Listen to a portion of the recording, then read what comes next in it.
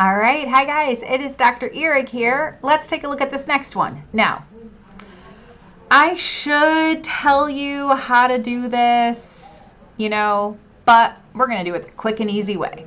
So first we type in the expression. I'm going to just get us used to writing f of x. Technically you don't have to write it, but let's just practice doing that. And then we just type in each answer choice. So I'm going to put a of x for letter A. X minus 7 squared. Are those two the same? Nope.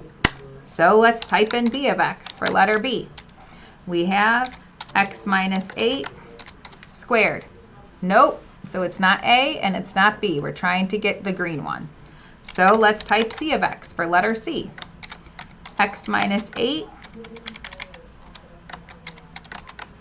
squared minus, here it comes, 15. Oh, there we go. The green and the red graph are the same. Because I typed the letter choices in, I know I want letter D or letter C, but let's just type in letter C just to show you.